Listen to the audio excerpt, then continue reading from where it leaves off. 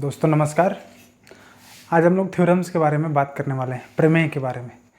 सबसे पहले ये जानिए कि प्रमेय क्यों बनाया गया, हमें प्रमेय की आवश्यकता कब पड़ती है और क्यों पड़ती है। देखिए, कोई भी किसी भी प्रकार की जटिल समस्या हो, खासकर न्यूमेरिकल को लेके, चाहे वो मैथमेटिकल न्यूमेरिकल हो या टेक्निकल न्यूमेरिकल हो, जब न्यूमेरिकल को लेके हमारे पास समस्या आती है, डिफ़िकल्टी आती है, तो उस समय हम उस समस्या को दूर करने के लिए प्रमेय का सहारा लेते हैं। क्योंकि इन प्रमेय को बनाने के लिए अगर बात की जाए इलेक्ट्रिकल इंजीनियरिंग की, तो बहुत सारे साइंटिस्ट ने अपना ध्यान इसके ऊपर अपना समय बिताया है। तब उन्होंने ये थ्योरम्स को बनाया। उन्होंने बताया कि किसी भी कॉम्प्लिकेटेड सर्किट को, किसी भी कॉम्प्लिकेटेड इलेक्ट्रिकल सर्किट को सर्किट थ्योरम्स के सहायता से कैसे आसानी से सॉल्व किया जा सकता है।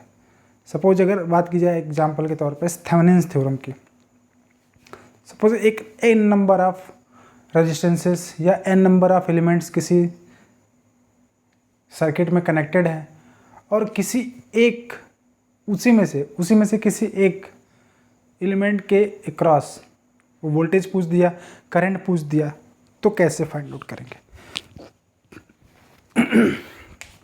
अब वहाँ पे प्रॉब्लम ये हो जाती है कि हम एक लंबा सा KCL लगाएं या KVL लगाएं तो एक ढेर सारा KCL के इक्वेशन बन के आएंगे, जिसमें कई सारे variables, n number of variables हो जाएंगे। तो n नंबर ऑफ वेरिएबल्स को सॉल्व करने के लिए हमारे पास जो मैथमेटिकल टूल है वही काफ़ी ज़्यादा बड़ा है। जैसे यूलर्स कॉन्सेप्ट है, यही इतने सारे बड़े हैं कि इनको सॉल्व करने के लिए पहले तो हम इसी को सॉल्व करने के लिए इतना बड़ा कॉम्प्लिकेटेड कॉम्प्लिकेटेड सर्किट को, इसी को पहले इसको सिंप्लीफाई करने के लिए, उस रूप में लाने के लिए ही हम काफ़ी ज़्यादा मैथमेटिकल प्रोसेस करें। उसके बाद फिर उस प्रोसेस को मैथमेटिकल प्रोसेस से फिर सॉल्व करें, तो ये काफ़ी लंबा प्रोसेस हो जाता है। तो थ्योरम्स की सहायता से हम क्या करते हैं, इन सारे कॉम्प्लिकेशंस को, सर्किट के जितने भी कॉम्प्लिकेशंस हैं उनको रिड्यूस किया जा सकता है, रिड्यूस कर देते हैं, रिडक्शन होता है, इसीलिए थ्योरम्स का यूज होता है। तो टोटली अगर बात की जाए सर्किट की, इलेक्ट्रिकल सर्किट की, इलेक्ट्रिकल नेटवर्क की, तो टोटल 8 प्रकार के थ्योरम्स होते हैं। मैं 8 यहाँ पर लिख देता हूँ। अगर बीटेक वाले स्टूडेंट हैं, बीटेक के स्टूडेंट हैं या BE के, बैचलर ऑफ इंजीनियरिंग के स्टूडेंट हैं, तो वो 8 के 8 थ्योरम्स उनको पढ़ना पड़ेगा। लेकिन अगर बात की जाए डिप्लोमा की, जिसके लिए मैं स्पेशली बना रहा हूँ ये वीडियो सेशन, जिनके लिए स्पेशली मैं बना रहा हूँ, उनमें केवल 4 थ्योरम्स को हमें पढ़ना है। वो कौन कौन से थ्योरम्स हैं, आइए देखते हैं।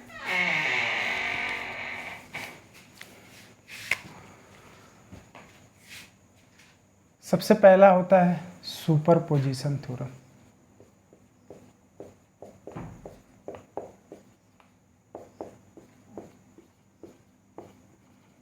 सुपरपोजिशन प्रमेय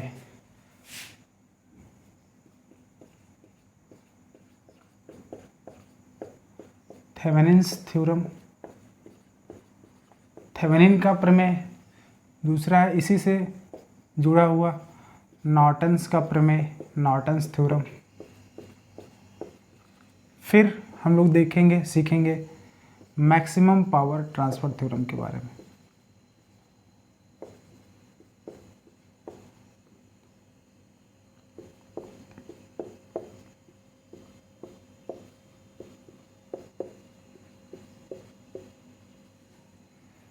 ये तो चारों की चारों theorems up to diploma holders, diploma और इंजीनियरिंग, बेसिक इलेक्ट्रिकल इंजीनियरिंग के फर्स्ट ईयर में, जो फर्स्ट ईयर का पहला ही फर्स्ट सब्जेक्ट, उसमें आपको यही 4 थ्योरम्स को स्टडी करना है। बाकी जो इंजीनियरिंग के सेकेंड ईयर और थर्ड ईयर में जो पढ़ते हैं, वो थ्योरम्स में मैं यहाँ पे लिख देता हूँ। देखिए, वो थ्योरम्स हैं मिलमैन्स थ्योरम,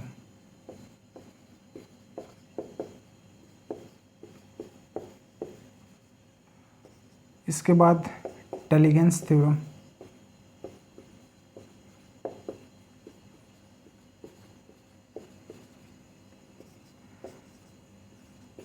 रेसिप्रोसिटी थ्योरम,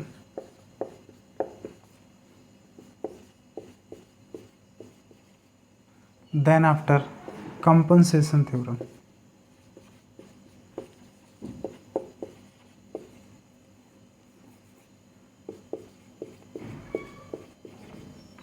इन चारों को बीटेक के स्टूडेंट्स, बीटेक और बीई के स्टूडेंट पढ़ते हैं, स्पेशली इन ये लोग पढ़ते हैं हायर इंजीनियरिंग में। उसके बाद ये अप टू डिप्लोमा और बीटेक दोनों के स्टूडेंट्स इसको पढ़ते हैं। तो ये कॉमन थ्योरम्स हैं और ये थ्योरम्स क्या हैं, थोड़े से एडवांस थ्योरम्स हैं जिनको दोनों केवल बीटेक और बीई वाले पढ़ते हैं। इसको कॉमन रूप से डिप्लोमा वाले स्टूडेंट्स भी, डिप्लोमा के स्टूडेंट्स भी पढ़ते हैं और बीई बीटेक के भी स्टूडेंट्स पढ़ते हैं।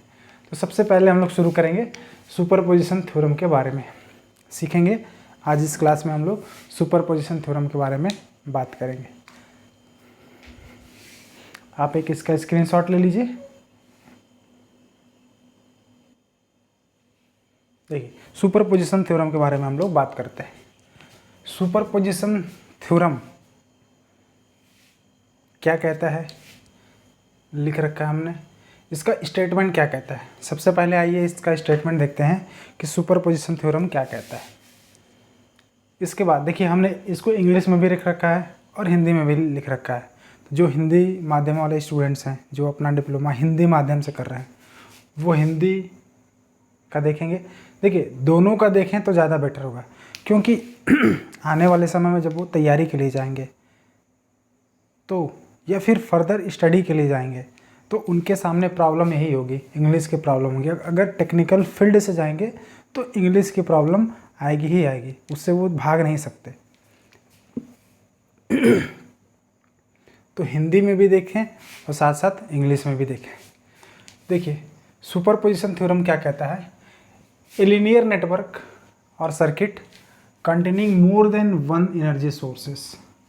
कोई एक लीनियर नेटवर्क है जो एक से अधिक एनर्जी सोर्सेस, अब एनर्जी सोर्सेस कौन कौन से होंगे, वोल्टेज सोर्स हो सकता है, करंट सोर्स हो सकता है। तो एक से, जिसमें वो सारे लीनियर नेटवर्क्स या सर्किट्स जिसमें एक से अधिक एनर्जी सोर्सेस हों, in which the current flowing in any branch, किसी भी शाखा में बहने वाली धारा, in the current flowing in any branch is equal to the sum of, the current flowing in any branch is equal to the sum of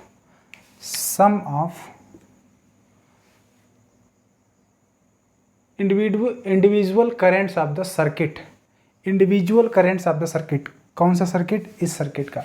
when individual sources are working in the circuit, when individual sources are working in the circuit where other sources are replaced, other source replace कर दिए गए।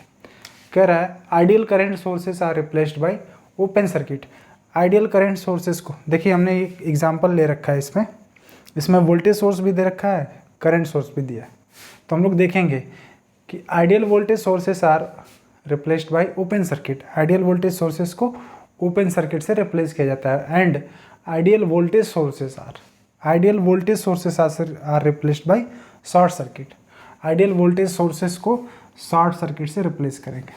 बात कीजिए अगर इसके Hindi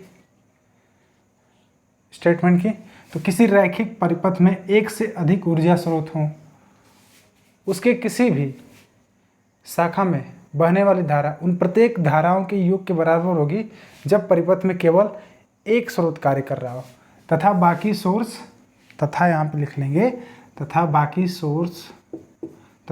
source हटा दिए गए हों। अब इसमें देखिए कंडीशन क्या है, आदर्श धारा स्रोत को खुला परिपथ से बदलेंगे तथा आदर्श विभव स्रोत को बंद परिपथ से बदलेंगे। देखिए कह रहा है प्रमेय ये कह रहा है, थ्योरम ये कह रहा है कि कोई ऐसा सर्किट हो, लीनियर सर्किट जिसमें लीनियर एलिमेंट लगे हों। लीनियर सर्किट का मतलब क्या हो, जिसमें लीनियर एलिमेंट लगे हों। लीनियर एलिमेंट का मतलब जो समय के साथ परिवर्तित ना हो, जिनका वोल्टेज और करंट का जो रिलेशनशिप हो वो क्या हो, लीनियर हो या डायरेक्टली प्रोपोर्शनल हो, समानुपाती हो, उसे कहेंगे लीनियर सर्किट या रैखिक सर्किट। तो देखिए कह रहा है, स्टेटमेंट कह रहा है कि कोई ऐसा लीनियर सर्किट जिसमें एक से अधिक सोर्स लगे हों, यानी कंडीशन क्या हो सकती है, कंडीशन ये होगी कि अगर एक सोर्स होगा तो एक सोर्स पे ये क्या होगा, ये सुपरपोजिशन थ्योरम फॉलो ही नहीं होगा, अप्लीकेबल ही नहीं होगा। उसका हम लोग देखेंगे, अभी देखेंगे इसके बाद कि अप्लीकेबिलिटी क्या क्या है, किन किन कंडीशन में अप्लीकेबल है। कह रहा है कि कोई ऐसा लीनियर सर्किट जिसमें मोर देन वन सोर्स हो, एक से अधिक सोर्स हो। तो अब जब एक से अधिक सोर्स होगा तो इसके किसी भी ब्रांच में बहने वाली धारा, जैसे इस ब्रांच में बहने वाली धारा, उन ब्रांचेज में बहने वाली धाराओं की, इंडिविजुअल ब्रांचेज में बहने वाली धाराओं की, प्रत्येक ब्रांच में बहने वाली धाराओं के योग के बराबर होगी जब एक सोर्स यानी एक एनर्जी सोर्स कार्य कर रहा हो, परिपथ में एक सोर्स कार्य कर रहा हो। यानी कि देखिए, अब इसमें जब एक सोर्स कार्य कर रहा है, एक सोर्स को हमने हटा दिया है। अब हटाने का कंडीशन क्या है, हटाने का कंडीशन ये है कि अगर आइडियल करंट सोर्स है तो उसको ओपन सर्किट से रिप्लेस करेंगे, आइडियल वोल्टेज सोर्स है तो उसको शॉर्ट सर्किट से रिप्लेस करेंगे। तो देखिए, पहले वाले कंडीशन में हमने इसी को ओपन कर दिया है, हमने करंट को रिप्लेस कर दिया, वोल्टेज सोर्स को लेके चल रहे हैं।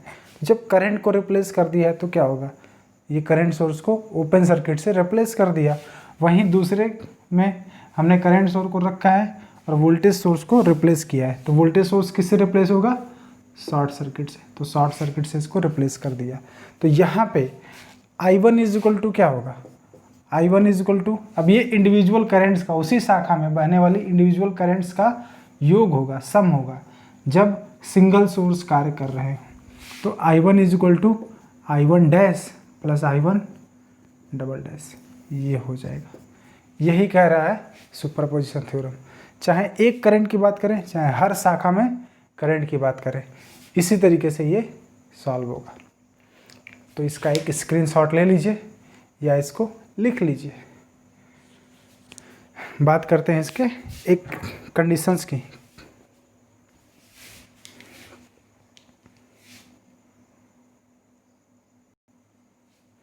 अब हम लोग देखते हैं कि कंडीशंस क्या हैं सुपरपोजिशन को फॉलो करने के लिए, अप्लाई होने के लिए कंडीशंस क्या है। तो पहला कंडीशन क्या है, ये तभी अप्लीकेबल होगा when circuit containing more than one source, more than one energy source. ये अप्लीकेबल तभी होगा जब सर्किट एक से अधिक एनर्जी सोर्स सर्किट में होगा। यानी हिंदी में इसको लिख लें, जब परिपथ में या सर्किट में एक से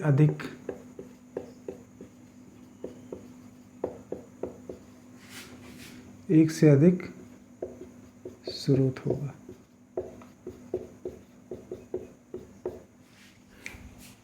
दूसरा, ये हमेशा लीनियर नेटवर्क्स पे, हमेशा लीनियर नेटवर्क्स पे ही अप्लीकेबल होगा।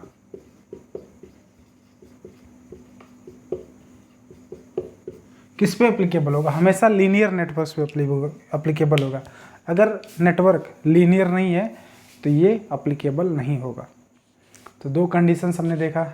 और भी, ये लम्प्ड और डिस्ट्रीब्यूटेड नेटवर्क पे नहीं होगा, लम्प्ड नेटवर्क पे भी ये अप्लीकेबल नहीं होगा। इसके साथ साथ टाइम वेरिंग और टाइम इन वेरिंग सर्किट से भी ये अप्लीकेबल नहीं होगा। इसके बाद आइए एक क्वेश्चन को करके देखते हैं, सुपरपोजिशन थ्योरम को अप्लाई करते हैं। डायरेक्ट न्यूमेरिकल वैल्यू से ही क्वेश्चन को स्टार्ट करेंगे।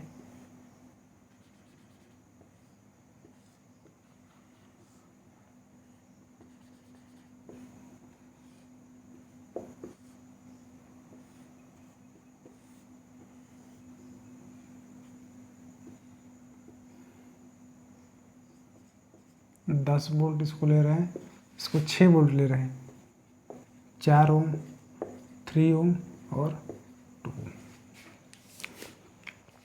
देखिए इस क्वेश्चन को हम लोग इस क्वेश्चन को केसीएल और केवीएल दोनों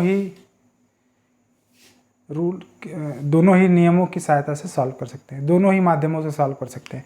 आइदर आप इसको केवीएल से सॉल्व करिए या केसीएल से सॉल्व करिए, दोनों के केस में क्या आएगा, वैल्यू सेम आएगा। अब क्वेश्चन पूछ रहा है find current in each branch. Same question रहेगा जैसे केसीएल का और केवीएल क्वेश्चन रहता है, सेम उसी प्रकार का कुछ क्वेश्चन होगा, लेकिन थोड़ा सा डिफरेंट क्या होगा, using superposition theorem, using superposition theorem.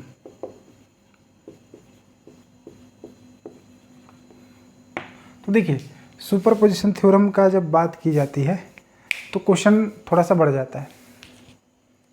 ये आप केसीएल से, आप इसको केसीएल केवीएल की सहायता से भी आसानी से सॉल्व कर सकते हैं, लेकिन इसका जो वास्तविक प्रयोग है, सुपरपोजिशन थ्योरम्स का जो वास्तविक प्रयोग है वो कुछ और है। वास्तविक प्रयोग में इस प्रकार के कॉम्प्लिकेटेड नेटवर्क्स आ जाते हैं जिसमें हमें इस थ्योरम का प्रयोग करना पड़ता है। वो नॉर्मली केसीएल केवीएल की मदद से तो निकल जाते हैं, लेकिन उससे भी आसानी से इस थ्योरम की सहायता से निकलते हैं। तो इसका वास्तविक प्रयोग भी क्या है उसको भी हम लोग देखेंगे। तो देखिए कह रहा है क्वेश्चन कि प्रत्येक ब्रांच में, प्रत्येक शाखा में धारा का मान ज्ञात कीजिए सुपरपोजिशन थ्योरम को, सुपरपोजिशन प्रमेय को यूज करते हुए। तो सबसे पहले क्या करेंगे, इस प्रमेय को हम एक सिंगल इंडिविजुअल सर्किट्स में इसको तोड़ देंगे और सॉल्व करेंगे। ठीक, तो पहले हम लोग एक इसको हटाते हैं।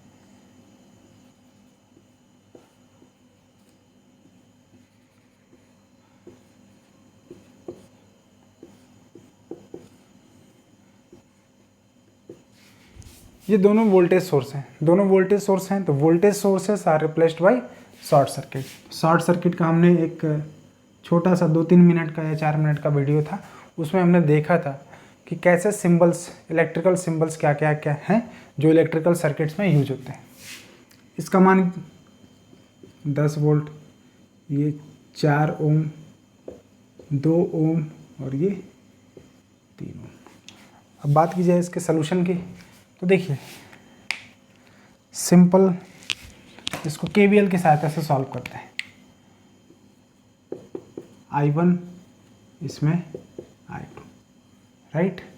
जब I1 और I2 इसमें देखेंगे तो देखिए ये क्या हो जाएगा, केवीएल अप्लाई केसीएल, दो मेष हैं, मेष 1 और मेष 2। अप्लाई केवीएल इन मेष 1। मेष 1 में केवीएल अप्लाई करेंगे तो देखिए क्या हो गया, 4 3 7, 7I1 minus 3I2 is equal to 10।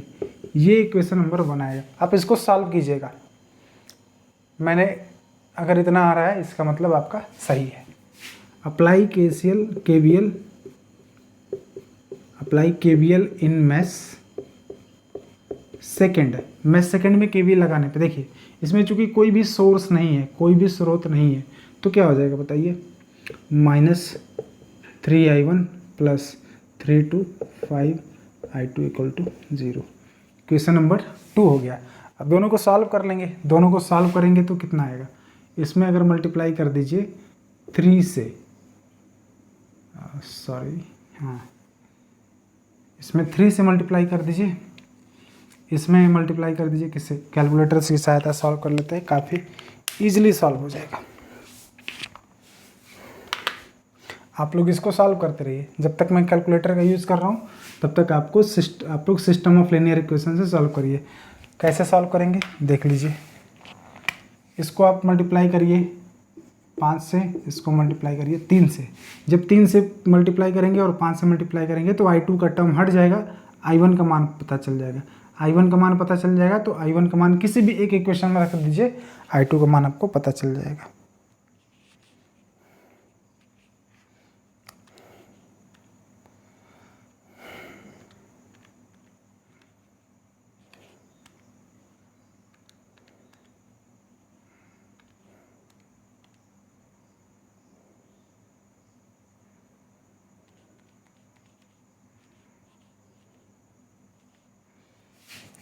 I1 का मान आया। अब देखिए इसमें जो करंट फ्लो रही, इसमें हमने करंट I1 माना, इसमें करंट I2 माना, तो सेम इसी के सहायता से इसको मानेंगे I1 डैश I2 डैश, ये I1 dash I2 dash, I1 dash I2 dash. I1 dash is equal to कितना आएगा 1.92 एम्पियर्स। अगर आपका आ रहा है तो सही है। इसी तरह I2 डैश का मान कितना आया, I2 डैश का मान आया 1.15 एम्पियर। अब देखिए, अब हम क्या करेंगे, इस वाले सोर्स को लेंगे, इसको हम क्या करेंगे रिप्लेस करेंगे। तो चूंकि ये भी वोल्टेज सोर्स है तो इसको भी शॉर्ट सर्किट से रिप्लेस कर देंगे।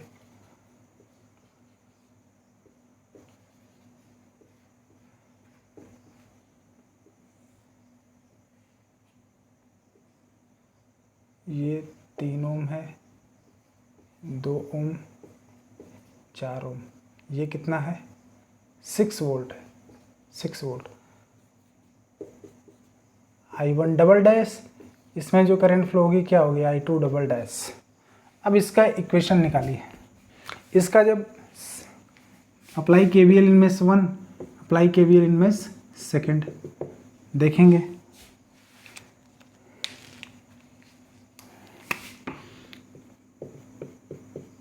अप्लाई KVL इन मेष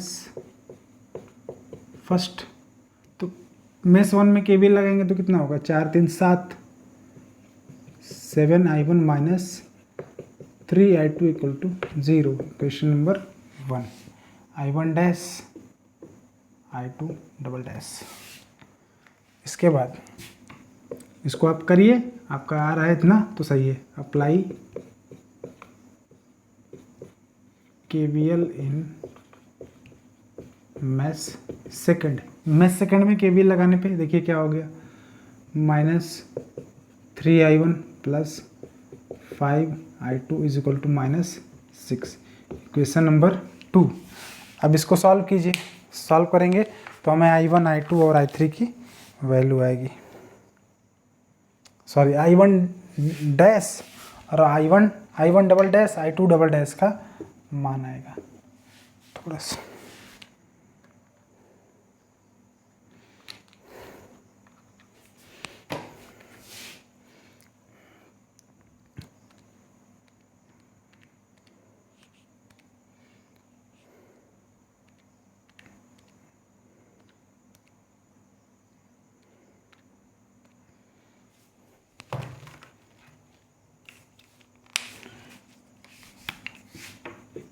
यहाँ से I1 डबल डैश का मान आया -0.69 एम्पियर, अप्रॉक्सीमेटली 0.69 एम्पियर आ रहा है। और I2 डबल डैश का मान आ रहा है, I2 डबल डैश का मान आ रहा है -1.61 एम्पियर। तो देखिए ये दोनों मान किस में आ गए, नेगेटिव में आ गए। अब यहाँ से हम देखेंगे, अब यहाँ से देखेंगे, देखिए क्या देखेंगे, ठीक है यहाँ लिख देते हैं I1 is equal to I1 dash plus I1 double dash, I2 is equal to I2 dash plus I2 double dash. Superposition theorem तो यही कहता है, यही कहता है ना। देखिए I1 dash plus I1 double dash.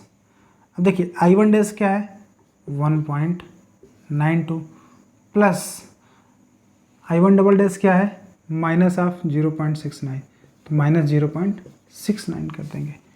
कितना वैल्यू आएगा देखिए, 12 में से 9 गया 3 और 8 में से 3 गया 2 और ये 1.23 एम्पियर। आई का मान कितना आ गया 1.23 एम्पियर। अब देखते हैं I2 का मान, I2 का मान कितना आ रहा है 1.15 माइनस 1.61, कितना आ गया बताइए। तो 61 तो माइनस 0.46 कुछ इतना आएगा, 46 एम्पियर आएगा। I2 का मान माइनस 0.46 एम्पियर। अब इस क्वेश्चन को आप केसीएल के सहायता से सॉल्व कर लीजिए। यहाँ पे हम लोग इसको केसीएल की सहायता से सॉल्व कर लेंगे और देखेंगे कि क्या ये वैल्यू जो आ रही है वो सही आ रही है। तो आइए देखते हैं। अब ये हमारा थ्योरम हो गया। थ्योरम तो इतना तक हो गया, लेकिन हम जांच करने के लिए इसको भी आप इसमें केवीएल लगा के देख लीजिए। अगर वैल्यू सेम आ रही है तो सही है, अगर वैल्यू गलत आ रही है तो गलत है। आप इसको फिर एक बार देखिए। देखिए यहाँ पे हम लोग केवीएल से ही सॉल्व कर लेते हैं। ये मेष 1, ये मेष सेकेंड। अप्लाई केवीएल इन मेष फर्स्ट। मेष 1 में केवीएल लगाने पे 4 3 7 I1 minus 3 I2 is equal to 10। Question number 1। अब करेंगे अप्लाई केवीएल इन मेष सेकेंड। मेष सेकेंड में केवीएल लगाएंगे तो देखिए क्या होगा, minus 3I1 plus 5 I2 is equal to minus 6। Question number 2। देखिए होता क्या है कि इसका पहला इक्वेशन और इसका दूसरा इक्वेशन सेम आता है जब केवीएल लगाते हैं। तो अगर दो मेष की बात की जाए तो इसको सॉल्व कर लीजिए। यहाँ से I1 का मान आ जाएगा, I2 का मान आ जाएगा। जो आया है उतना आ गया तो सही है। आइए एक बार फिर कैलकुलेटर को सहायता से सॉल्व करते हैं। आप लोग इसको सॉल्व करिए अपनी सहायता से, बिना कैलकुलेटर के सॉल्व करिए।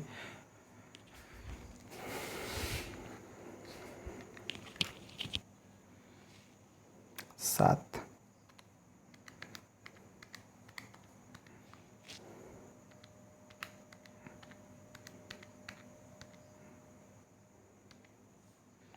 एक 1.23 सही आ गया।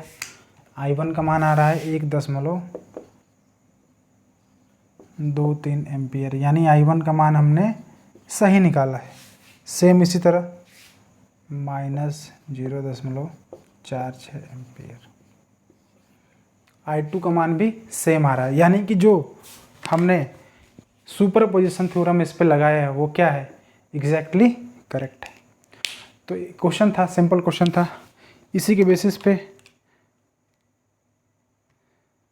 आप लोग न्यूमेरिकल को सॉल्व करिए। आप अपनी बुक्स को उठाइए, उसमें जितने भी क्वेश्चन दिए हैं उनको सॉल्व कीजिए।